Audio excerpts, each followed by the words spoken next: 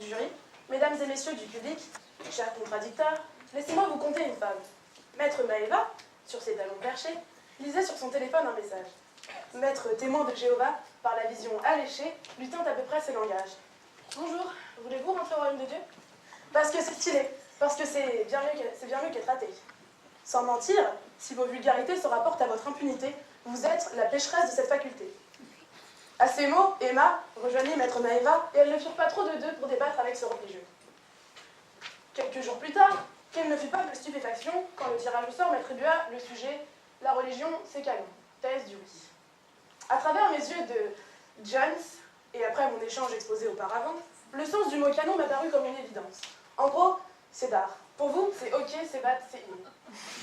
Puis, parce que la jeunesse n'est pas mon seul atout, j'ai réussi à appréhender le sujet autrement. En consultant à la veille, il m'a appris que le canon est la partie d'une arme à feu constituée par le tube servant à lancer un projectile. Il existe des canons lisés rayés, dont ces derniers... Excusez-moi, je m'égare. Bref, tout ça pour dire que les religions, depuis leur genèse, sont aussi marquées par des guerres qu'elles-mêmes. Enfin, je fus touchée par l'illumination divine quand je compris qu'un canon, conformément à son origine grecque, était un décret, une règle, concernant la foi ou la discipline religieuse. Je pense que la religion, qui est l'ensemble de croyances et de dogmes définissant le rapport de l'homme avec le sacré, concorde parfaitement avec ces trois interprétations du mot canon. En suivant le cheminement de ma pensée, je vais maintenant vous expliquer en quoi oui, la religion, c'est canon. Ainsi commençons par l'évidence. La religion c'est fun, surtout quand elle promet 70 vierges. Sérieusement, la religion est considérée comme une voie d'accès au bonheur, tel que le paradis, le repos éternel, une connexion avec le divin à travers un certain mode de vie, caractérisé par des rites, comme le carême pour le catholicisme, Shabbat pour le judaïsme, le respect des 5 piliers de l'islam, ou encore l'enseignement des 4 nobles vérités du Bouddha. Malgré leurs doctrines différentes, elles ont toutes un même but, un aboutissement ultime de l'homme, que ce soit à travers sa relation avec Dieu, envers Dieu ou envers l'homme lui-même. La religion s'est vue de nouveau aujourd'hui, après une période d'athéisme, qui est l'attitude qui conduit à nier l'existence de Dieu et de toute divinité, notamment dans les années 70, marquée par la période de la libération sexuelle et le mouvement hippie. Aujourd'hui, la foi est offerte et non imposée, comme le prouve l'augmentation de 55,39% sur 10 ans des baptêmes d'adultes, comme nous le communique la conférence des évêques de France. Pour exemple le plus havrais, la mosquée de la Mar-Rouge s'est associée avec l'église du Sacré-Cœur, toute proche, dans le but d'offrir des programmes éducatifs aux enfants de ce quartier qualifié de populaire, ce qui est plutôt moderne. Ce nouvel engouement ne se vérifie pas envers les 3 religions les plus représentées. En effet, d'après un article de Fabien Trécourt, publié en 2013, Le Monde des religions, près des 3/4 des fidèles vivent dans les pays où leurs religions respectives sont majoritaires. Or en France, le nombre de bouddhistes a considérablement augmenté, s'élevant à près de 600 000 croyants et 5 millions de sympathisants, ce qui témoigne du renouveau pour l'intérêt pour le religieux. Aux États-Unis, la religion est rendue attrayante par des pratiques commerciales, comme la vente d'anneaux de chasteté, ou par l'utilisation d'icônes de la pop culture pour mettre en avant les bienfaits de la religion. Cela va peut-être vous surprendre, mais Britney Spears a été ambassadrice de la virginité. Il semble toutefois que la religion soit devenue toxique pour elle. Non seulement elle est rendue plus accessible à la jeunesse, mais elle permet aussi l'inclusion de tous, une vie en société, comme le témoigne son origine latine, religare, qui signifie lier, relier. Nombreuses sont les religions qui découlent de rassemblements ethniques. Par ailleurs, la religion est intervenue auprès de l'individuel, pour le bien de la masse, bien avant la formation des États et la création du contrat social de notre cher ami Rousseau. Avec le constat du renouveau religieux, de nombreux spécialistes, comme Steve Bruce, auteur de Religion in the Modern World, en 1996, affirme que la sécularisation concerne le déclin de l'influence institutionnelle des églises, mais pas forcément les croyances personnelles.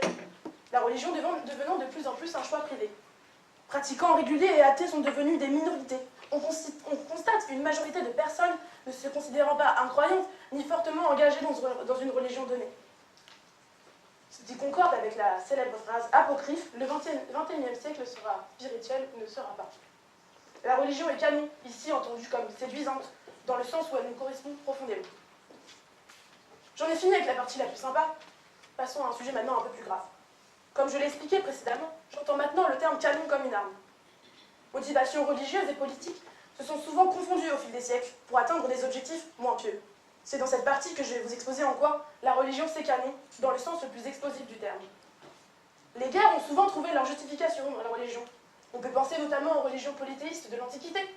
ou des divinités incarnées la stratégie militaire, comme Athéna, ou la guerre en elle-même, comme Arès. Tout d'abord, nous allons voir que l'accession aux terres considérées comme saintes est un sujet de discorde depuis des siècles. Effectivement, les croisades en sont l'exemple le plus évident. Sous prétexte d'une volonté religieuse de faire le bien, de nombreux territoires ont été envahis. En 1095, elles furent lancées pour retrouver l'accès à une terre sainte, refusée par les Turcs, donc sauver le Saint-Sépulcre et porter secours aux chrétiens d'Orient. Les guerres saintes auraient causé la mort de plusieurs millions d'âmes, mais les chiffres exacts sont difficiles à trouver, ce qui appuie mon propos dans le but de vous démontrer les déviances meurtrières de la religion. Ces dérives sont parfois poussées à leur paroxysme, à un tel point qu'elles ne s'apparentent plus du tout aux préceptes religieux de base. On peut penser à l'actuel djihad, commandé par l'État islamique, qui prétend justifier à l'aide du Coran ses actes terroristes depuis 2006. Un entremêlement de géopolitique et de religion fait de Daesh l'auteur de nombreux services meurtriers à travers le monde, que ce soit par la colonisation de terres en Afrique et au Moyen-Orient, ou encore par des attentats partout sur la surface de la Terre, et non pas seulement en Occident. Bref, c'est pas très Charlie tout ça. Plus individuellement, certains, ou plutôt certaines, ont été touchés comme moi par une illumination divine. Jeanne d'Arc a motivé son combat pour la France parce que Dieu lui a donné la foi, comme dirait Ophélie Winter. Après que Charles VII l'ait imploré « Jeanne, au secours !» la pucelle, encore une histoire de vierge, se battit dans le but de la consécration à Reims en 1429 de ce dernier, autrement dit, le seul et véritable héritier divin. Une fois de plus, sous couvert d'une justification religieuse, une énième action militaire meurtrière a été menée, ce qui prouve que la religion s'écanonne dans le sens martial.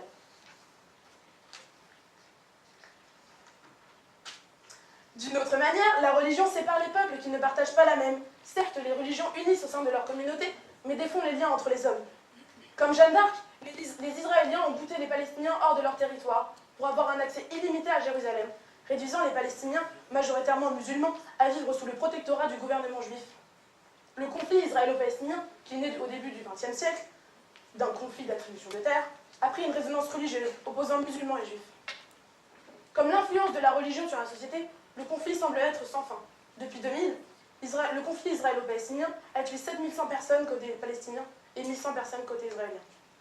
Encore une fois, tristement, le bien-pensant et la morale religieuse sont mis à mal par l'interprétation de l'homme et l'égoïsme humain. Certes, vous pourriez me dire que cela se détache de la religion en elle-même, mais sans interprétation, il n'y aurait pas de religion.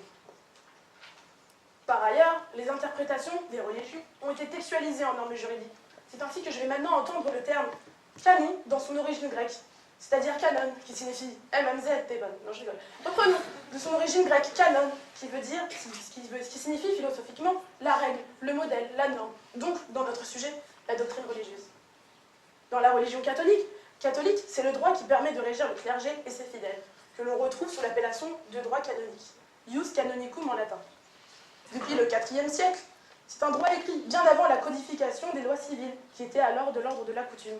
Ce droit canonique a d'ailleurs inspiré la rédaction du Code civil de 1804, par le biais de Jean Domas, qui était une source d'inspiration pour les auteurs du Code. De nos jours, excepté au Vatican, qui est une théocratie, ce droit n'a plus de valeur étatique, il ne régit plus que les relations internes de l'Église. Cependant, il a une influence dans l'histoire européenne, de par la position hégémonique du pape, ou encore dans l'accession au trône dans les monarchies dites de droit divin. Cette traduction juridique de la religion se retrouve ailleurs que dans le catholicisme. Par exemple, dans la religion islamique, le Coran transmis aux hommes par la révélation comporte un droit islamique, appelé charia islamique, qui régit les principes juridiques mais aussi cultuels et culturels de la vie des musulmans. Cependant, la charia islamique ne constitue pas un corpus d'articles codifiés en vue de faire la loi. Dans de nombreux pays, la charia islamique est référencée dans la Constitution, mais l'Arabie saoudite est le seul pays qui l'intègre à son système juridique de la manière la plus rigoriste, en élevant la charia islamique au rang de texte suprême, et en imposant un enseignement religieux abouti aux juges. En Iran, qui est une théocratie comme le Vatican, la charia islamique est entendue dans son approche chiite, branche de l'islam. Le droit iranien applique rigoureusement les dispositions de la charia islamique qui concernent le droit de la famille. Par exemple, sont autorisés le mariage temporaire, ou encore la possibilité pour l'époux de répudier son épouse. Pratique quand elle vous casse les couilles, n'est-ce pas, messieurs? Tout comme en Arabie saoudite, les études religieuses poussées sont imposées aux juges, qui devront prononcer en matière pénale les sanctions édictées par la charia islamique, telles que la lapidation en cas d'adultère. Il ne faut, toutefois pas, mettre la charia avant l'hébreu. En effet, chez les juifs, halakha est la loi juive. Celle-ci réglemente de nombreux domaines comme le commerce, le droit civil, le droit pénal ou encore le droit de la famille.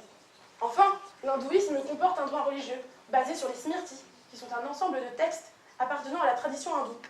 Ce droit a vu son influence sur la société indienne s'affaiblir du fait des conséquences de la colonisation et des procédés de sécularisation du XXe siècle. Cependant, il reste une source de droit majeure pour le droit indien. Ces diverses interventions juridiques dans la religion affirment le sens que j'ai entendu du mot canon. La construction, en 3 points de mon argumentation, est réunie en un seul et même objectif. Démontrer que la religion c'est canon, que la religion est amusante, meurtrière et juridique. Certes, la polysémie du mot canon est paradoxale, mais d'une manière, elle convient aussi à la religion qui l'est tout autant. C'est la réunion de tous, mais aussi la réunion de soi-même. La consécration à une entité suprême, mais la consécration aussi du tribunal intime de la conscience. Il n'y a aucun doute, la religion répond positivement à cette polysémie. J'espère qu'à l'image d'un canon, qui est un verre de vin de messe, bien sûr, vous êtes délectés de mon argumentation. Merci de votre attention. Je vous annonce avec grand regret que je dois laisser ma place à mon contradicteur.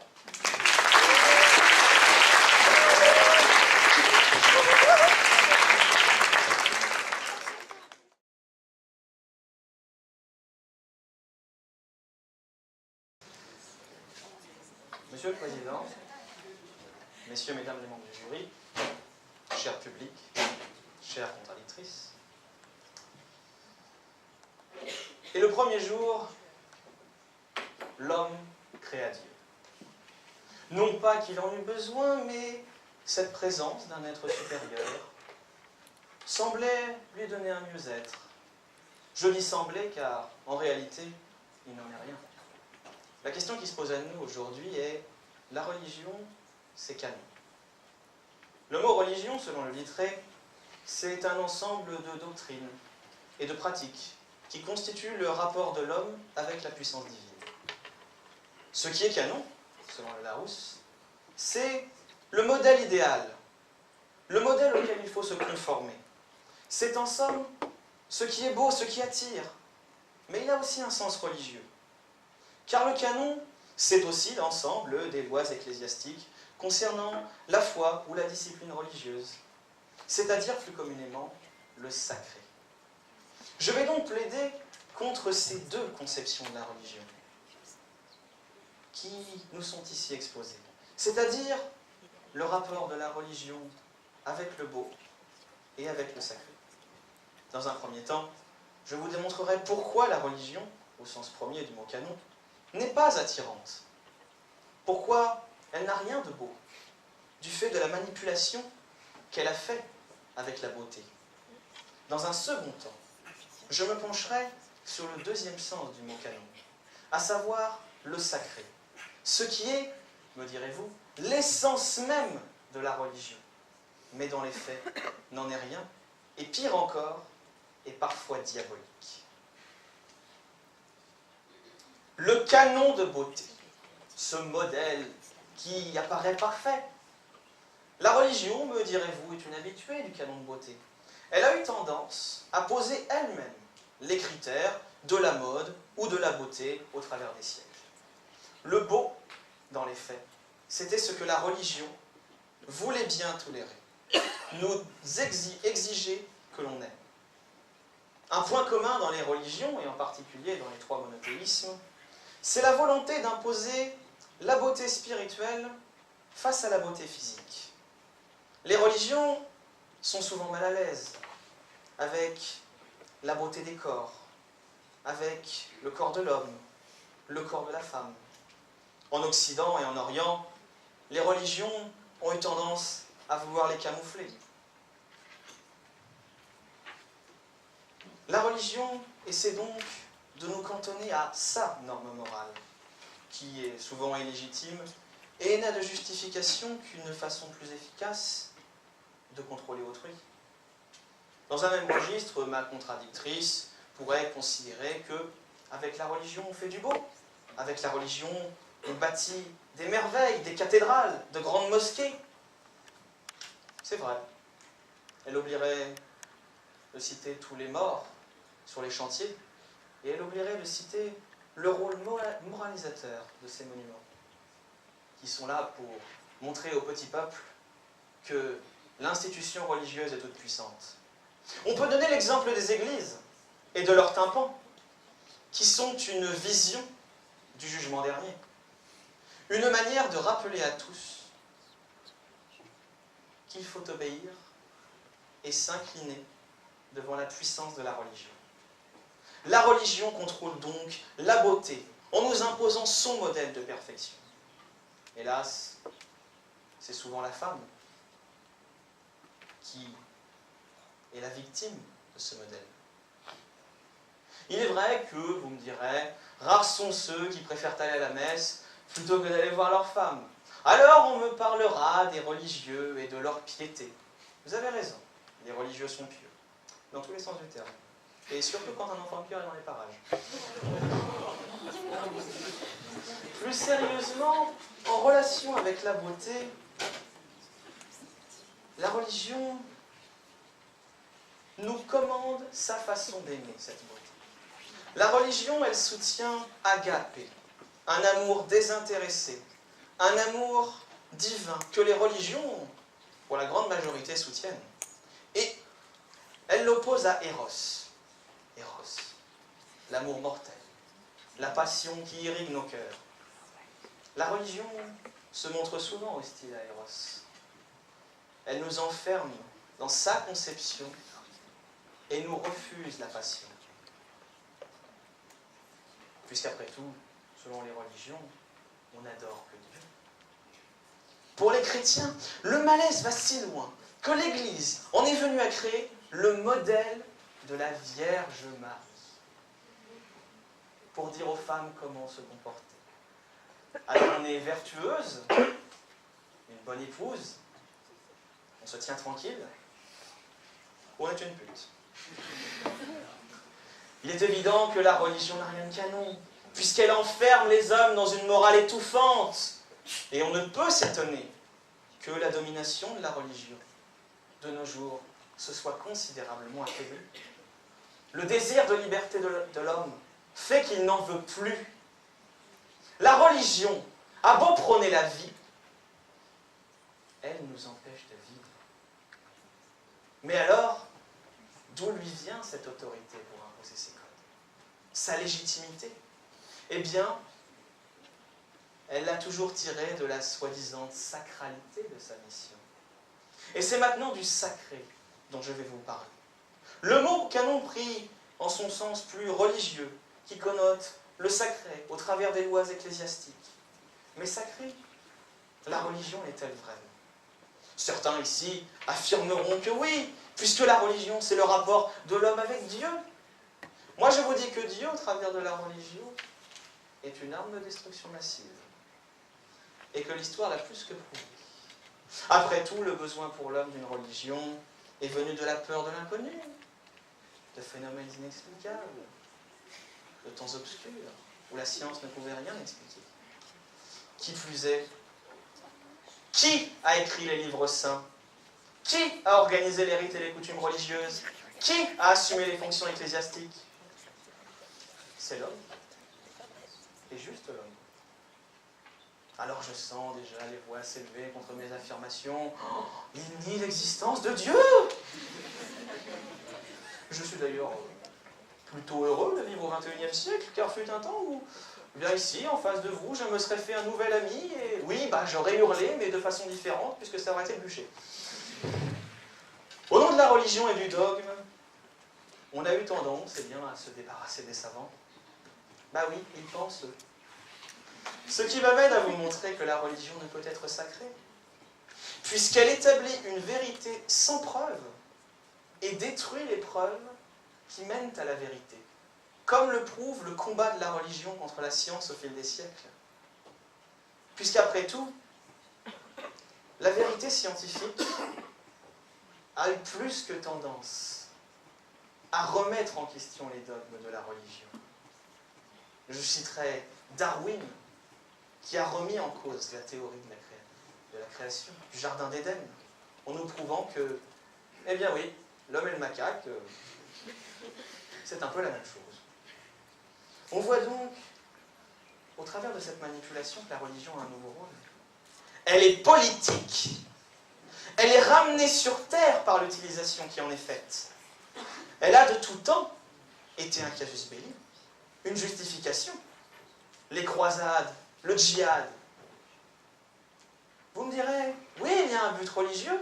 Je vous dirai, non. Non. Qui a fait les croisades? Les deuxième et troisième fils des grandes familles. Pourquoi? Parce qu'ils n'avaient pas de terre chez eux. Alors il leur fallait des terres ailleurs. Et le pape, ne voulant pas voir les chrétiens s'entretuer, il leur a dit, pense pas comme moi là-bas, va le taper. La religion est la cause de certains des plus sanglants conflits de l'histoire. Et on voudrait me faire croire qu'elle est sacrée. Et le conflit, il peut même apparaître au sein même d'une religion. Le grand schisme, par exemple, ou la réforme protestante, ou tout simplement la division entre sunnites et chiites dans l'islam. La religion est constamment détournée et minée par les conflits d'intérêts. Conflit d'intérêts qui est toujours d'actualité. Lorsqu'on observe Daesh, qui au final cherche à se bâtir un empire, ou encore la religion qui, dans ses valeurs conservatrices, en Europe de l'Est, sert à des États comme la Hongrie ou la Pologne à reprendre des idées d'un âge bien sombre. Qui plus est, cette sacralité est encore moins évidente du fait du regard des hommes sur la religion. Le sacré d'une culture, me direz-vous, n'est pas forcément sacré pour une autre. Il est même parfois diabolique. On pourrait citer les Espagnols, arrivés au Nouveau Monde. Et là, que voient-ils? Des sacrifices humains. Cela leur paraît être l'œuvre du diable. Et pourtant, pour les Aztèques, c'est un des rituels les plus sacrés qui soit, qui permet de sustenter le dieu soleil et de lui permettre de vivre. C'est donc bien la preuve que la religion n'est pas sacrée, puisqu'elle est soumise à l'interprétation qu'en fait l'homme. Finalement, comment considérer comme sacrée la religion alors qu'elle a bien des formes? Je citerai Bob Dylan, en disant que la religion, c'est un sale mot. Ça ne veut rien dire. Coca-Cola est une religion, pétrole et acier sont une religion. Au nom de la religion, les gens ont violé, tué et profané. La religion d'aujourd'hui, dit-il, c'est l'esclavage de demain. Preuve s'il en est que la religion n'est ni belle, ni sacrée. Et si vous pensez encore que la religion, c'est canon comme ma contradictrice, eh bien vous êtes déboulés.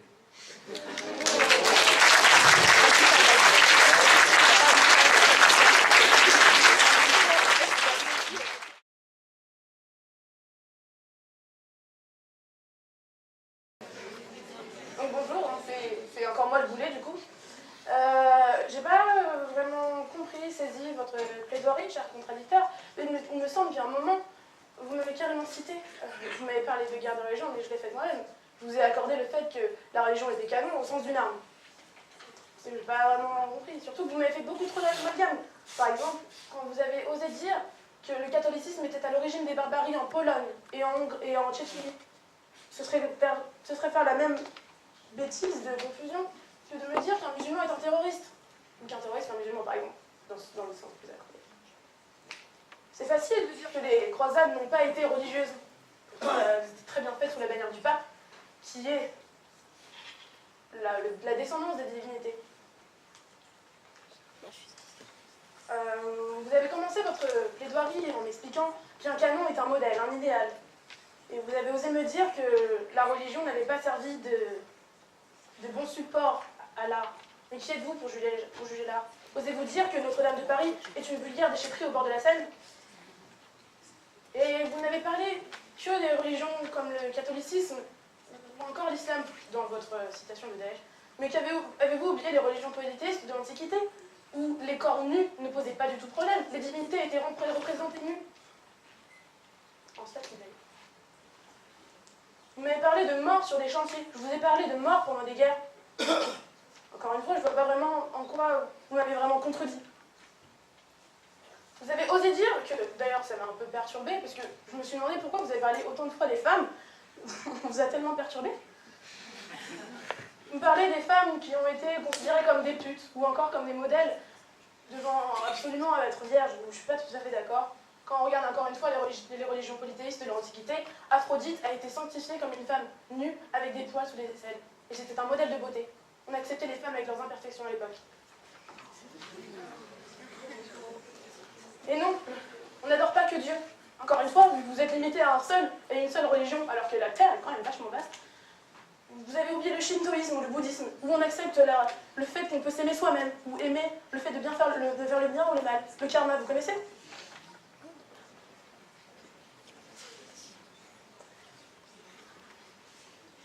Et vous m'avez aussi dit que les religions aveuglaient les hommes. Que la religion, encore une fois, le catholicisme, ça tournait vraiment beaucoup autour du même sujet. Le catholicisme avait empêché l'avancée scientifique. Bah ouais, mais quand on regarde l'islam, c'est grâce aux Arabes qu'on s'est compté. Le zéro est un chiffre arabe. Les mosquées construites sont faites sous des bases mathématiques. Et d'ailleurs, le Coran amené aux hommes a été dans le but d'éduquer l'homme. Mahomet était analphabète. C'est pour ça que le Coran lui a été transmis de cette telle façon.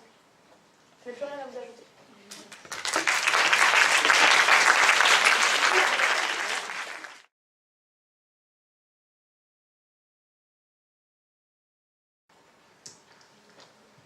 Ma chère contradictrice, vous avez commencé votre plaidoirie par une belle fable, et puis vous l'avez arrêtée. Moi, j'ai plutôt eu l'impression qu'elle ne s'est jamais arrêtée, cette fable.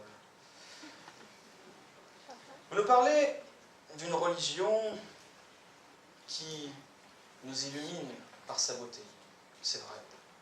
Mais n'est-ce pas là le but de la religion, le but politique? Illuminer le pouilleux, lui faire admirer la beauté, la grandeur de la religion. Ainsi, il se tient tranquille et il obéit au commandement de l'Église. Vous me dites que je parle trop de christianisme. C'est vrai. C'est peut-être le fait que nous soyons dans un pays qu'autrefois nous appelions la fille aînée de l'Église. Après tout, notre pays laïque, aujourd'hui, fut un temps le plus saint des saints aux yeux de l'Église. La religion est rendue attirante, parce que pour vous, c'est canon, c'est d'art, c'est bien. C'est une hypocrisie. Une vie en société, vous dites? La religion, qui nous permet de vivre les uns les autres? Vivre les uns les autres. On l'a plus que prouvé. Hein. Vivre les uns les autres, apparemment, on ne s'est jamais frappé les uns les autres en religion. Mais alors, pourquoi la réforme? Pourquoi le protestantisme? Pourquoi l'orthodoxisme? Pourquoi sunnite-chiite? Et puis, si je devais aller porter mon regard sur la religion en Orient, eh bien, le bouddhisme, par exemple. Le bouddhisme, oui, l'ordonnancement de toutes choses, l'équilibre. Et pourtant, les bouddhistes, en Thaïlande, persécutent les Rohingyas, essayent de les exterminer. Un bel exemple de, j'ai envie de dire, charité chrétienne.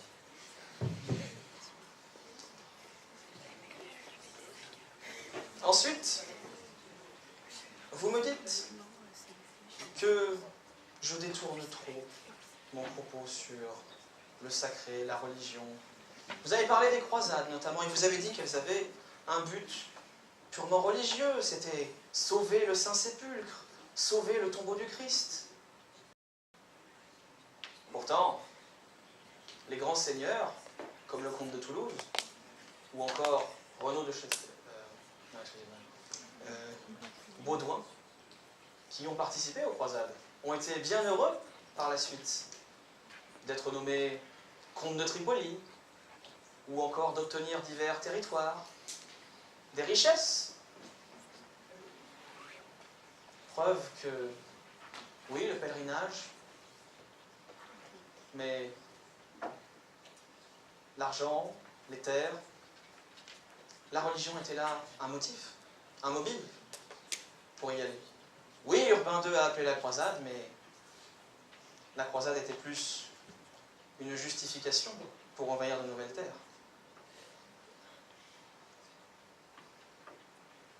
Ensuite, vous parlez d'Israël et de la Palestine.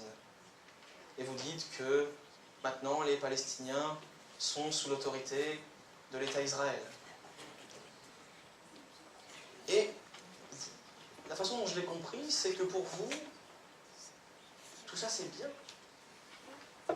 Vous n'avez cessé de parler de divers problèmes, des guerres de religion et autres, et pourtant, j'ai eu l'impression que, hey, c'est canon, c'est cool pour vous.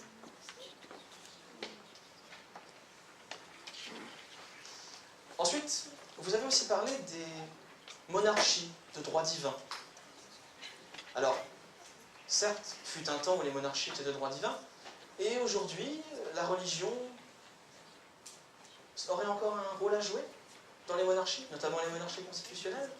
Alors certes, la plupart des souverains sont encore les représentants de Dieu pour leur peuple, et qui jouent une autorité, ils ont une autorité religieuse, mais n'est-ce pas plutôt le peuple, aujourd'hui, qui offre cette légitimité au souverain? La religion n'a plus le but politique qu'elle avait. Et pourtant, vous me dites qu'il y a une recrudescence de la religion, qu'aujourd'hui, les gens ont un engouement. C'est vrai.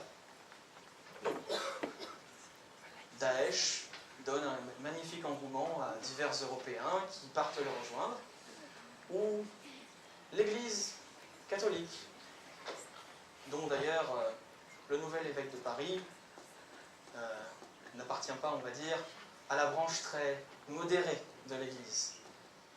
Et j'ai eu l'impression que pour vous, tout ça c'était bien, tout ça c'était canon. Parce qu'en fait, dans votre plaidoirie, j'ai l'impression que, oui, la religion, et notamment tout ce que la religion fait de mal, c'est bien, c'est canon, c'est cool.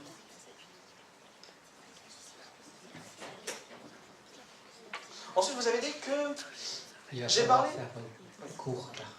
de barbarie en Europe de l'Est. J'ai jamais dit barbarie, j'ai dit valeurs conservatrices. Les valeurs conservatrices, ce n'est pas la barbarie. C'est simplement ce qui permet au régime polonais et hongrois de légitimer une politique anti-avortement, une politique anti-migrant, une politique contre l'autre. Et là, on voit que la religion est modifiée. Puisque, comme les migrants qui arrivent n'ont pas la même foi, n'ont pas la même culture, on les pointe du doigt et on leur dit ne les accepte pas.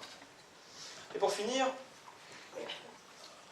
concernant bien les déesses grecques, les cultes polythéistes, oui, c'est vrai, on est représenté en statue. Et deux choses.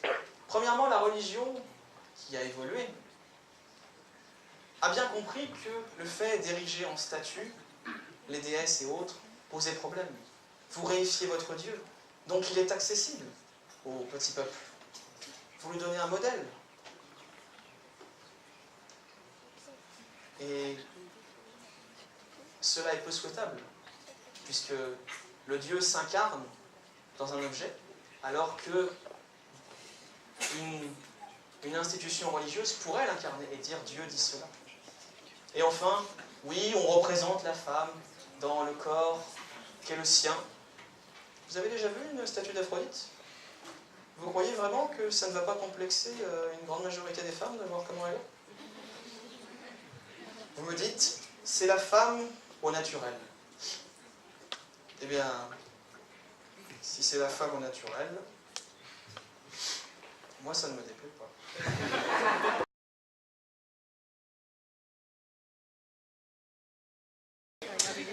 Bon. Alors, en tant que président du jury, pour une fois, je vais commencer par prendre un peu la parole. Puisque tout à l'heure, je n'ai pas pu poser de questions. Monsieur Lucas, ce qui est très surprenant dans votre façon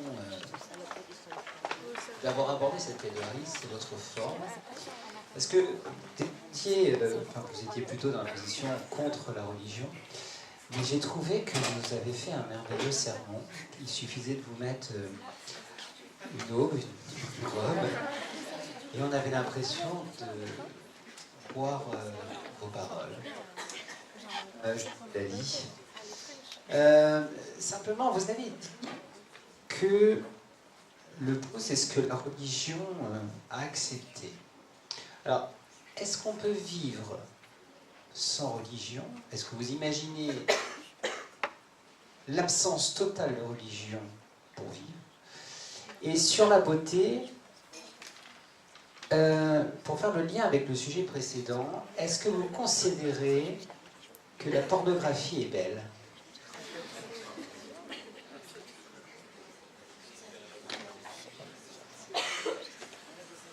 Alors, sur le premier sujet, c'est... la première question, c'est... Alors, la première question est peut-être plus vaste, c'est-à-dire est-ce qu'on peut vivre sans religion?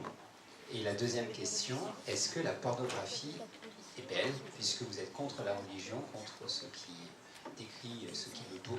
Est-ce que pour vous, du coup, la pornographie est belle?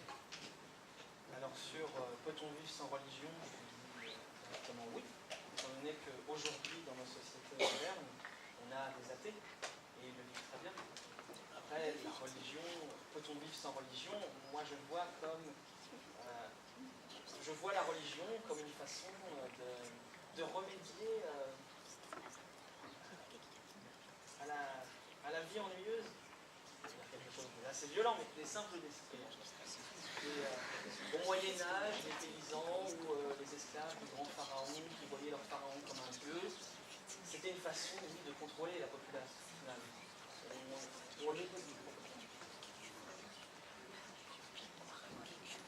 On loue Dieu et c'est une façon de contrôler le peuple qui n'a pas d'autre activité.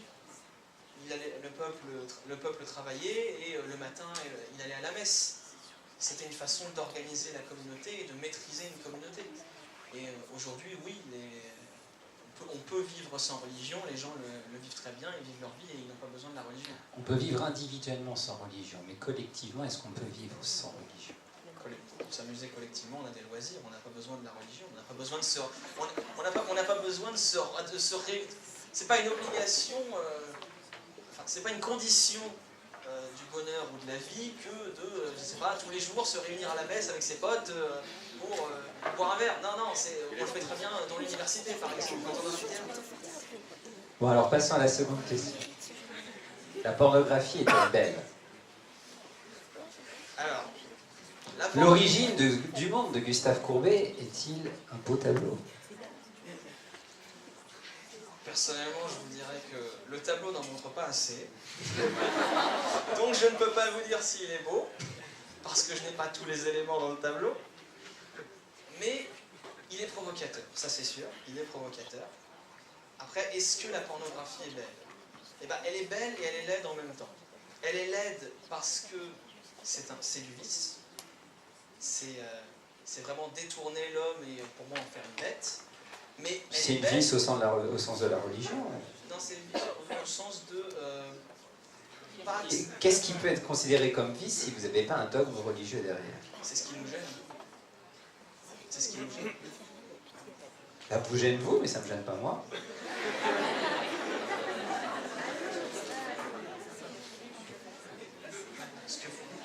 Alors, je ne sais pas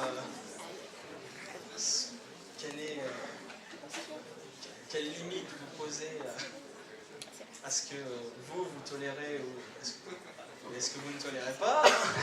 Mais oui, c'est personnel, et en même temps, la religion, c'est censé être collectif, puisqu'on célèbre un culte en groupe. Après, vous pouvez répéter la question, s'il vous plaît, parce que c'est... Je vais laisser la parole à d'autres intervenants. Monsieur Denis? Merci.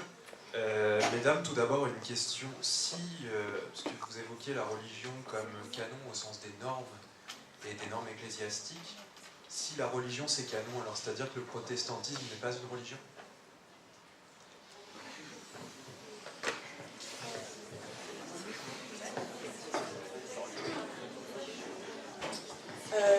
À partir de ce moment-là, tous les autres concepts juridiques religieux que j'ai énoncés ne sont pas des religions non plus, puisque le terme canon s'apparente seulement au catholicisme. Quand j'ai évoqué la charia islamique ou encore al-Akhra, c'était dans le but de vous préciser les possibilités de codification juridique présente dans les autres religions. Après, ça n'exclut pas le fait que dans certaines religions, elles ne sont pas présentes, puisque je vous ai parlé de bouddhisme par exemple, ou il n'y a pas que quelques religions, en gros, le shintoïsme, ne sont pas des religions où on impose des principes juridiques. Et pourtant, ce sont des religions quand même. Je pense que ces principes juridiques dans les religions que j'ai citées sont apparus du fait que ce sont des rassemblements principalement ethniques de base. Et qu'ils ont eu pour objectif premier, même si mon contradicteur n'a pas voulu l'entendre, de rassembler une société et de l'organiser, avant justement les États ou le contrat social. Merci. Monsieur, ne pensez-vous pas, puisque la religion ce n'est pas canon, qu'à contrario, l'homme a remplacé Dieu par autre chose? C'est par exemple le grand capital ou... La science. La science, oui, l'économie dans notre monde actuel. Mais l'homme, en soi, j'aurais envie de dire, il est son propre Dieu. La religion, fut un temps, c'était, oui, ce qui guidait sa vie, et ce, dans tous les sens du terme, politique, économique, puisque par exemple la religion interdisait le prêt à l'usure, chez nous. Oui, aujourd'hui, la croyance peut changer, mais quitte à savoir si elle est canon ou non, ça c'est l'interprétation de chacun. Personnellement, je ne vois pas le libéralisme économique comme, si c'est une religion pour certains, je ne le vois pas comme une religion qui serait attirante et acceptable. L'argent ne fait pas tout, monsieur. Mais c'est bien quand même.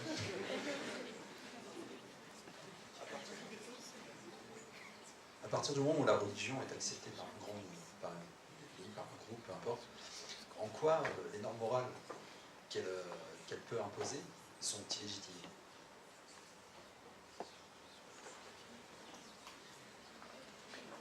Il y aura toujours une minorité. Il y aura toujours une minorité. Et souvent avec la religion, quand il y a une minorité, on la persécute. Donc dès l'instant où il y a un persécuté, c'est illégitime. Même si la majorité est. Moi j'ai une question pour vous deux. Non.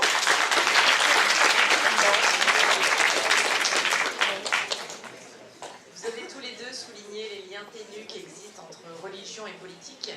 Alors du coup ma question s'impose. La politique c'est canon ?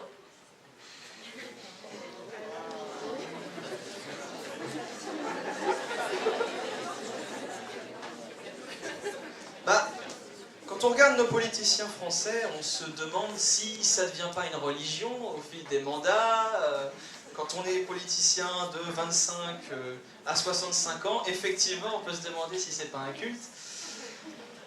Après, canon, il faut voir le résultat, et en France, c'est pas vraiment canon la politique, si c'est un culte.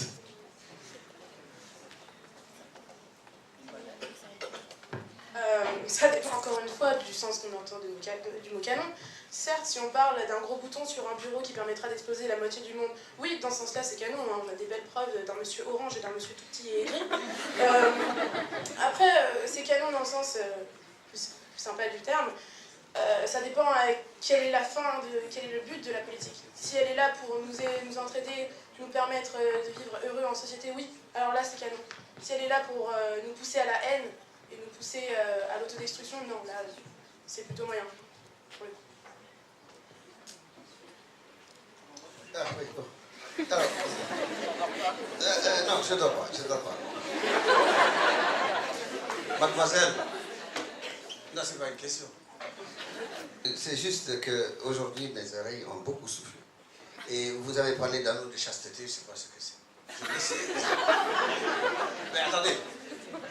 Si ça vous gêne de me le dire en public, vous pourrez toujours me le dire dans le couloir. C'est pas grave. Mais c'est une remarque, hein, c'est pas... Deuxième remarque pour tout le monde, pour les deux. Canon, en effet, canon, droit canon, c'est vrai, c'est les Grecs qui parlent de canon, mais ils l'ont repris de langue sémitique. Ils l'ont repris des Arabes et des Juifs. Les Arabes disent canon et les Juifs disent canef. Et c'est la même racine sémitique originelle qui renvoie à roseau, qui servait d'unité de mesure, ou canon. Donc c'est très important d'avoir ça à l'esprit. Parce que précisément, quand on dit d'une fille, d'un garçon, qu'il est canon, ça renvoie à ce qui peut être, disons, la mesure de l'esthétique et de la beauté. Vous voyez? Ça renvoie à la même idée, l'idée initiale. Ceci étant dit, la question que je vous pose à tous les deux, je vois bien que vous êtes dans deux axes absolument polaires et opposés, c'est celle de savoir, est-ce que d'après vous, est-ce que la religion, est-ce que c'est dans la religion même que l'on peut trouver sa grâce ou sa disgrâce? Est-ce que ce n'est pas sur autre chose que l'on peut discuter de ce problème-là, c'est-à-dire de la foi et de l'architecture que l'on fait ou que l'on construit autour de la foi? D'où la question d'ailleurs que mon collègue Yanni a posée, est-ce qu'on peut se passer de la foi? Dans le sens, non pas de la religion dans sa forme d'expression, c'est-à-dire avec, disons, sa forme politique, hein, comme forme de pouvoir, mais dans ce qu'il représente profondément en nous, c'est-à-dire dans quelque chose en quoi on croit, comme étant des valeurs transcendantales qui nous amènent les uns les autres à dépasser, disons, les limites individuelles de ce que l'on peut faire ou doit faire dans une société. Donc, qui renvoie à des valeurs d'intégration. Bref, peut-on se passer, peut-on se dispenser de croire en quelque chose qui dépasse notre égoïsme propre? Et donc, est-ce que ce n'est pas à cela finalement que renvoie originellement la religion? Je ne parle pas de la forme historique qu'elle peut revêtir, chrétien, juif, polythéiste, monothéiste, enfin des choses comme ça. Mais je renvoie à la question de savoir, est-ce que d'après vous, la religion finalement, ce n'est pas plus que ça? Est-ce que cela ne renvoie pas à la foi? Ensuite, deuxièmement, est-ce que vraiment, troisièmement, est-ce que vraiment on peut, est-ce que vous croyez qu'aujourd'hui encore, et que depuis toujours, la religion, c'est l'opium du peuple? Parce que c'est le fond de la question en réalité. D'ailleurs, je vous pose aussi la question. Est-ce que la religion n'a pas été ou ne peut pas servir d'opium au peuple? Même si vous ne croyez pas. Alors, deux réponses en chacun. Les prochaines questions, je vous les poserai l'année prochaine.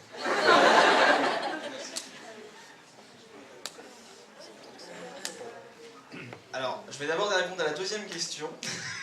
Et ensuite, je veux bien qu'on me raccourcisse la première. Alors, est-ce que vous pensez que la religion est l'opium du peuple? Oui, très clairement. Karl Marx le démontre très bien. C'est que quand le peuple est ignorant, la religion, c'est cette torche qu'on va tendre au peuple et on va la faire bouger de droite à gauche et le peuple bougera de droite à gauche s'il n'est pas éduqué. Pourtant, Engels vous démontre que la religion chrétienne initiale a servi à lutter contre l'oppression romaine et que ça a été donc un acte de révolution. Donc, Mais Jésus, selon les versions historiques, c'est le Che Guevara de l'époque. Mais l'opium a des vertus aussi. non, Non, ce n'était pas cette époque de l'opium. Ou alors l'opium a des vertus. bah, l'opium a des vertus. Ah oui. Alors, l'opium... Vous n'êtes pas consommateur. Non. Vous concernant, je commence à avoir des doutes. Mais l'opium du peuple, enfin, oui, à son origine, la religion. C'est pareil, l'islam, à son origine, elle était bien partie, puisqu'on louait les sciences, on avait découvert Aristote, et puis d'un seul coup, Al-Farabi arrive et dit, nous avons découvert toutes les sciences qu'on avait besoin de découvrir, on arrête de faire des recherches. Et c'est comme ça que l'Europe a pris le pas sur l'Orient. C'est vrai que, oui, la religion, ça apparaît comme... Oui, la religion apparaît comme quelque chose de positif à la Genèse, mais quoi qu'il arrive, la religion, ça dégénère toujours. Vous vous rendez pas compte, mais des fois vous choquez dans vos propos certaines personnes, que vous avez aussi traité de simple d'esprit tout à l'heure.